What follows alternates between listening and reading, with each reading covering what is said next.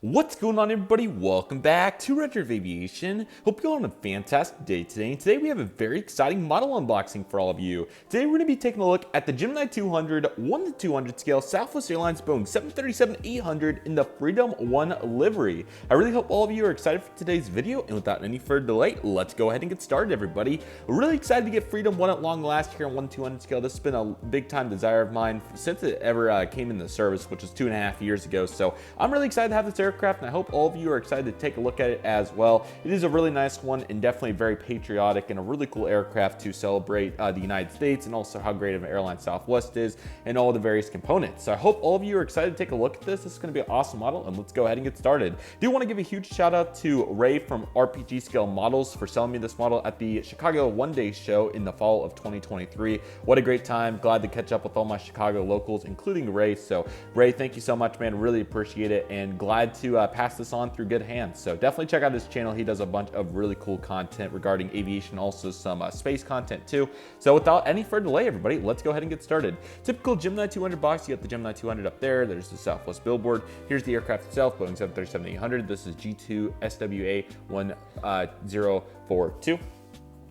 Typical Gemini 200 box. The new design looks really cool. He also, let me think here. Who was it? It was, I can't think of his name off the top of my head.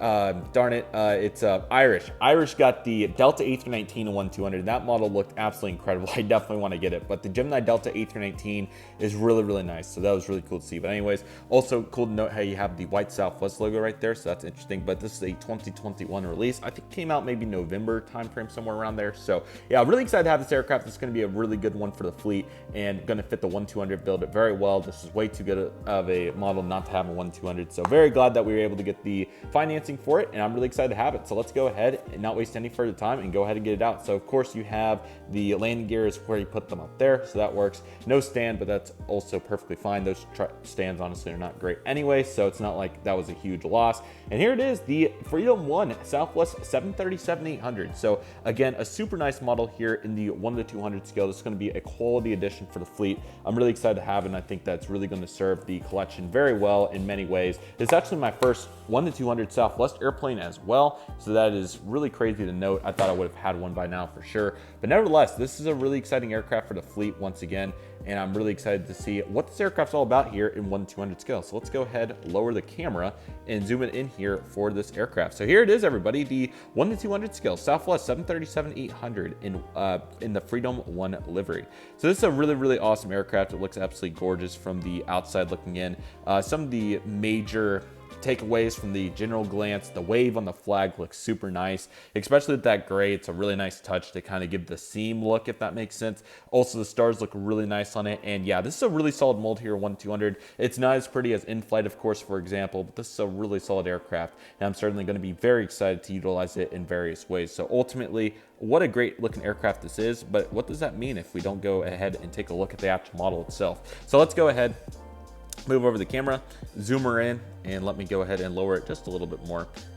Thought the raw look would be nice for different, so I hope everybody is enjoying that. But nevertheless, everybody, we're not going to waste any further time and go ahead and get into this review on the Freedom 1 737-800 here in 1-200 scale. Let's go ahead and get started.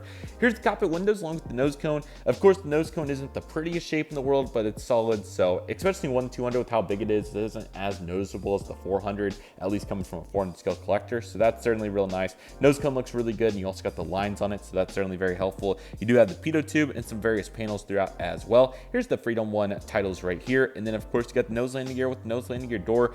I don't know why the nose landing gear is atrociously big on the 1-200 too. The 1-400 is a little more understandable. The 1-200 though, it's just, you can certainly notice it looks more like a box than it does a landing gear door, which is what can you do about it? We've talked about it many times, so of course no complaining to be had at this point with that, but certainly of note. You do have the 500 here though, and nose landing gear door, and then you got your various stars throughout here that look really nice, representing a state per star, so we absolutely love to see that. Here's the L1 door, and then you got the lever in the window. They're kind of tough to see since the star overlaps it, but they're following what they actually did, Southwest that is, no complaints. Here's the heart logo, and then of course Southwest, they're all economy product, so only seats that are really great for legroom is one, and then the emergency exit rows, so absolutely fantastic right there. You do have a bottom antenna right here, and then we get to, I would say this is about row 10 or so, maybe 12. That's where it starts to split into the flag. So a really nice seamless transition here, and Gemini did a really good job orchestrating that here on this livery. So that looks really, really good. As we continue to scoot throughout, again, nice and seamless into the US flag portion, which looks absolutely beautiful.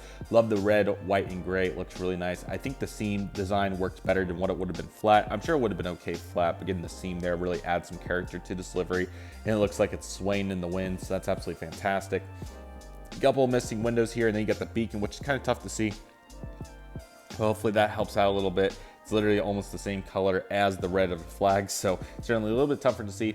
Here's the antenna right here, and then I'll take a look at the back antennas here in a moment. Here's the CFM56. Really cool that the CFM is the correct size on this mold, or at least it looks to be the correct size. It's interesting how they were able to replicate that in the 1/200 scale, but not the landing gear door. So I would honestly take the landing gear door being a little bit bigger, though. It's a little bit tougher to notice, but the engine, you know, certainly getting that the right size is really helpful here. So that's really cool to see. But anyways, you got some really good detail on it. The little exhaust piece. Let's take a look at the fan blades since we're here as well. They look really good. They are see-through, so that's really cool, and ultimately a really good job here to represent all those various details. Since we're up here, you also got the leading edge light, which is nicely represented, and then the slats before you get into the left light there, and then you got the scimitar winglets, which also look absolutely fantastic.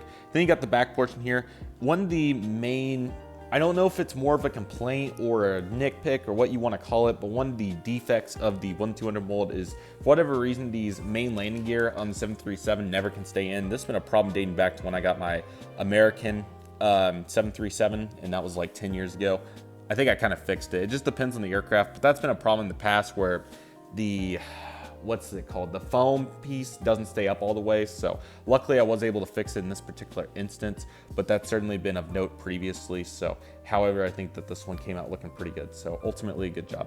Anyway, here's the wing with the speed brakes and flaps, so that looks really nice too. The emergency wing exit also looks really good, so glad to see how great of a job they did on the detail there. And then again, really nice view up here from the top to really get all those details. You can really see those slats there on the very leading edge, so that's really cool to see. Really a really great job on the detail there. That's absolutely fantastic. Since the line kind of moved through the aircraft, let me go ahead and scoot us back here so we can see the aircraft in its full glory without any shade on it. So you can see here's the Wi-Fi box, and here's the back two antennas as well. Now you can really get a good view of those. So really nice. Underbelly also looks real nice. Nice seamless transition. You do have the Southwest Heart down there too. We'll take a more detailed look here in a moment. You got that fourth antenna at this point, fifth antenna, and then you also got the stubby one down there too, which is real nice. The registration's number 500 Whiskey Romeo, which I actually did see this aircraft. It wasn't the Canyon Blue paint scheme prior, so that's really cool. You got the Southwest Heart as well. Titles are pretty nice and level. I think they did a really good job there. The US flag also looks pretty solid. And then the blue, red, and yellow on the tail also look really nice. So it seems like in 1-200, Gemini can do a little bit better job on the color, which is certainly nice to see right there. You got the APU and also the horizontal stabilizers too. So that's fantastic. And the stubber piece along with the rear piece there. So that's also very nice too. Right side of the aircraft is going to be very similar to the left, but you do have the baggage door right there. So that's very nice to see right there. Very nice. And then we'll scoot through to take a look at the back cargo door right there too. So that's also absolutely fantastic. So ultimately a really good job here. And here's another really nice look here of the engine, the size. There's the nose landing gear once again. A little bit better on this side, I suppose. But again, even if you could like prop it in there a little bit more, it would help, but it's tough. It's just the size, so what can you do about it? Outside of that, the right side pretty much remains the same, no major changes. Let's go ahead and zoom out the camera so I can show you the top of the aircraft, which is real nice. No major additional details that we didn't already cover. You can see the beacon a little bit better, and a couple of stubs up there like the yellow one by the star, and a couple of those others as well. And then the bottom of the aircraft also is really nice. You got the heart logo, like I said. You do have the stand hole, which I love on the 1-200, how it has that plastic piece. Makes it nice and easy to get in there and not wear out the bottom of your model, which is real cool. I also think that's real interesting how we have the outline piece here, so that's really interesting. You do have this bottom beacon too, which is really nice. And then you also have the Gemini logo, both antennas like we talked about, and the nice seam here of the Freedom One livery as the white, gray, and red all meshed somewhere in here. You also got some panel detail down here that I missed, so great to see that as well. And the underneath wings, you also got this little stubby piece. Hopefully you can kind of see what I'm talking about there. It's a little bit tough to see, but that's certainly a really nice component of this aircraft as well. So ultimately it looks really good. Here's where the air inlets would be. You would expect to see this on 1-200 at this point. Some companies have it, some don't. What can you do? You also got some nice detail underneath the engines as well. So the underside certainly has very sufficient detail, and it looks real good here in the scale of 1-200. So yeah, ultimately a really nice aircraft here. So excited to have it for the fleet. I've been trying to get my hands on Freedom 1 for quite some time now, since I got my 1-400. So glad to have the 1-200. I've seen Freedom 1 3 times now. So I saw it at Orlando International. It was a really crappy shot. It was afternoon thunderstorms, and it was on the other side of the airport. I was in Terminal 1, and it was on those runways over there.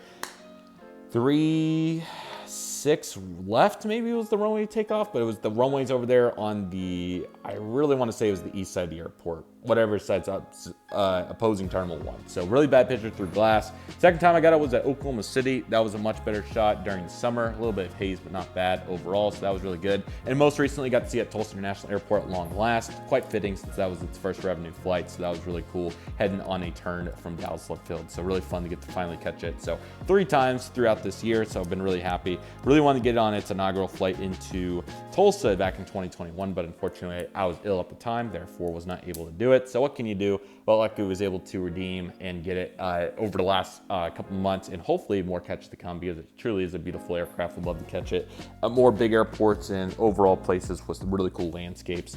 So excited to continue to enhance my collection of Freedom 1 photos, and this model will certainly be a great addition to the collection. And excited to continue to see where I can enhance my 1-200 lineup. Definitely want to get a Southwest Heart livery at some point. Maybe when Ingy does one, since they have the molds now, which is really crazy to say, but yes. So excited for that and more to come. But yeah, really excited to have Freedom 1. What a staple for the collection, and this will be a really good one to say the least. So with all that being said, everybody, that'll do it for today's video. Thank you all so much for watching. I want to thank each and every one of you for watching. My name is Redriveraviation. Take it easy, everybody. Stay safe. Just process. Do you love and love what you do? My name is Redriveraviation. I want to thank you all so much for watching, and I'll see you all soon as Redriveraviation is signing